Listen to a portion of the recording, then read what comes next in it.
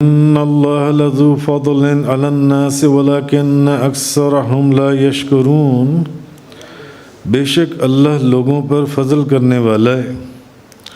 اللہ تو لوگوں پر فضل کرنے والا ہے، لیکن اکثر لوگ شکر ادا نہیں کرتے۔ اکثر لوگ جو انسی ہیں وہ شکر ادا نہیں کرتے۔ اب جیسے کہ سورۃ الانعام کے اندر ہم پیچھے بڑی تفصیل سے اس کو ایک لیکچر کے دوران پڑھ آئے اور سمجھ آئے۔ سورۃ الانعام کی آیت نمبر 138 139 کے اندر جو فرمایا گیا وَقَالُوا هَٰذِهِ أَنْعَامٌ وَحَرْثٌ حِجْرٌ لَا يَطْعَمُهَا إِلَّا مَن نَّشَاءُ بِزَعْمِهِمْ وَأَنْعَامٌ حُرِّمَتْ ظُهُورُهَا وَأَنْعَامٌ لَا يَذْكُرُونَ اسْمَ اللَّهِ عَلَيْهَا افْتِرَاءً عَلَيْهِ سَيَجْزِيهِمْ بِمَا كَانُوا يَفْتَرُونَ۔ اور انہوں نے کہا کہ یہ مویشی اور کھیت ممنوع ہیں، اس کو وہی کھا سکتا ہے جس کو ان کے زعم، ان کے گمان کے مطابق ہم چاہیں، اور کچھ مویشی ایسے ہیں جن کی پیٹھوں کو سواری اور بوجھ کے لیے حرام کر دیا، اور کچھ مویشی ایسے ہیں جن پر وہ ذبح کے وقت اللہ کا نام نہیں لیتے اور اللہ پر افطرا کرتے ہیں۔ ان قریب اللہ ان کو ان کے افطرا کی سزا دے گا۔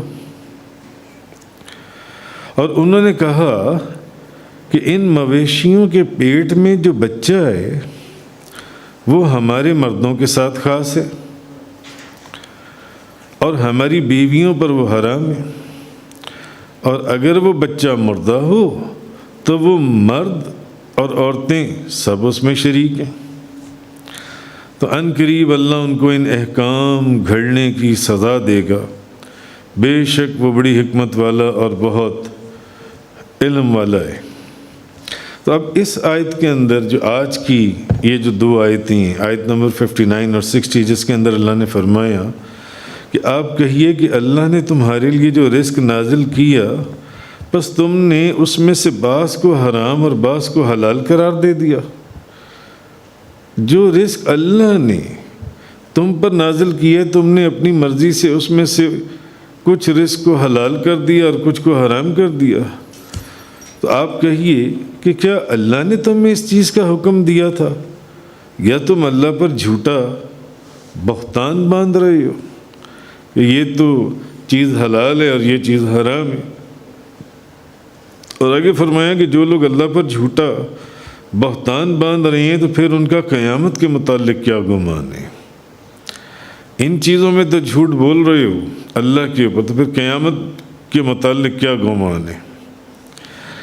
تو یہ چیز میں نے آپ سے پہلے عرض کی تھی کہ یہ لوگ کرتے کیا تھے کہ جو چیزیں حلال تھیں ان میں سے بعض چیزوں کو حرام کر دیتے تھے، اور جو چیزیں حرام تھیں ان میں سے بعض چیزوں کو حلال کر دیتے تھے، اور اپنی گمان کے اندر انہوں نے الٹے سیدھے فارمولے لگا رکھے تھے کہ فلانا اگر اونٹ ہے تو اس کی وہ مرد کھا سکتا ہے، عورت نہیں کھا سکتی، اگر اس کے پیٹ میں بچہ ہے اور وہ زندہ ہے تو پھر وہ مرد کا حصہ ہے، اور اگر وہ مردہ ہے تو پھر اس کو مرد بھی کھا سکتا ہے، عورت بھی یعنی اس طرح مختلف قسم کے انہوں نے چیزیں خود سے اپنے اوپر حرام کر لی تھیں جو کہ اللہ کی طرف سے حلال تھیں، اور خود سے اپنے اوپر جو ان سے انہوں نے بعض چیزیں حلال کر لی تھیں جو اللہ کی طرف سے حرام تھیں، یا یہ کہتے تھے کہ فلاں جانور کے اوپر سواری نہیں کرنی، فلاں گھوڑے کے اوپر، فلانی اونٹنی کے اوپر سواری نہیں کرنی جو ان سی ہے۔ تو اس طرح کی ان چیزوں کے متعلق ذکر ہو رہا ہے جو ان سے، تو معلوم ہوا اس آیت سے کہ حلال اور حرام کرنے کا اختیار صرف اور صرف اللہ کے پاس ہے، اور اللہ کے بعد اللہ کی عطا کردہ اذن سے اللہ کے رسول کے پاس ہے. اللہ کے رسول کہ جس چیز کو اللہ اور اس کا رسول حلال کر دے، جس چیز کو اللہ اور اس کا رسول حرام کر دے، تو سب سے پہلے حلال اور حرام کرنے کا اختیار صرف اللہ کا ہے. اور پھر رسول کریم صلی اللہ علیہ وسلم کا وہ منصب ہے کہ اللہ کے بعد پھر نبی پاک صلی اللہ علیہ وسلم جیسا حکم فرمائیں جو ان سے.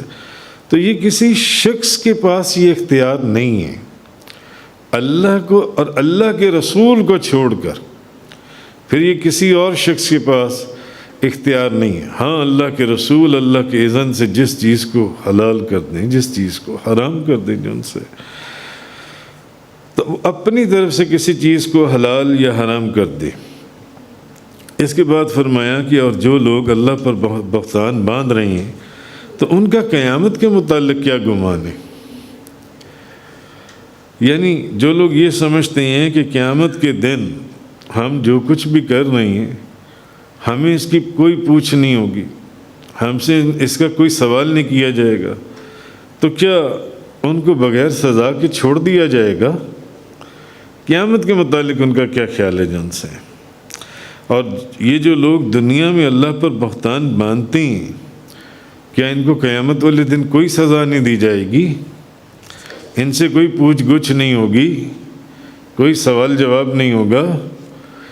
ابھی تو بعض چیزوں کو حلال اور بعض چیزوں کو حرام کرنے لگے ہوئے ہیں، لیکن جب قیامت آئے گی اس وقت کیا کریں گے؟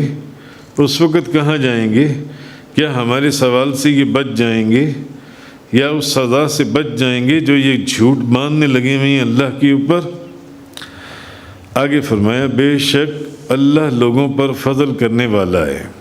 اللہ لوگوں پر فضل کرنے والا ہے کیونکہ اللہ تعالیٰ نے ان کو عقل عطا فرمائی ہے لوگوں کو، اور اپنی رحمت سے ان کے درمیان یہ اس کا خاص فضل ہے، یہ اس کا خاص کرم ہے، یہ اس کا خاص اس کا اپنے مخلوق کے اوپر یہ اس کا احسان ہے کہ اس نے اپنی رحمت سے ان کے درمیان انہی میں سے ایک عظیم رسول بھیجا، انہی میں سے ایک عظیم نبی بھیجا جس نے لوگوں کو بتایا کہ یہ چیز حلال ہے اور یہ چیز حرام ہے، اور جو احکامات تھے اللہ کے وہ ان لوگوں تک پہنچائے. تو ان کے بتانے کے بعد بھی کچھ لوگ اگر اللہ کی دی ہوئی حلال چیزوں کو حرام کریں گے یا حرام چیزوں کو حلال کریں گے تو کیا یہ قیامت والے دن اللہ کے عذاب سے بچ جائیں گے؟ اس سوال سے بچ جائیں گے؟ نہیں بچیں گے. تو ان اللہ لذو فضل علی الناس، بے شک اللہ لوگوں پر فضل کرنے والا ہے. ولیکن اکثرہم لا یشکرون، لیکن اکثر لوگ شکر ادا نہیں کرتے.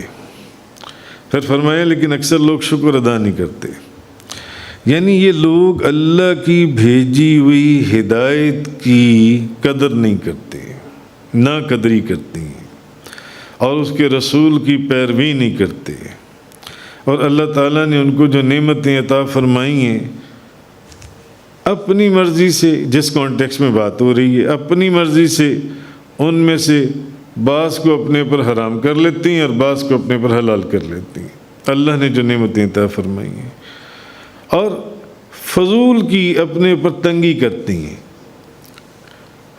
بھئی جب ایک چیز اللہ نے حرام کی ہی نہیں ہے تو کھاؤ اور اس پر سواری کرو، اس کو اپنے لیے اپنے گمان کے اندر اپنی فضول بے وقوفیوں سے جس چیز کو اللہ تمہارے لیے حلال کر رہا ہے اس کو اپنے پر حرام کر رہا ہے، اپنے آپ کو تکلیف دے رہے ہو، اپنے آپ کو تکلیف دے، اپنے آپ کو تنگی میں ڈال رہے ہیں یہ جن سے.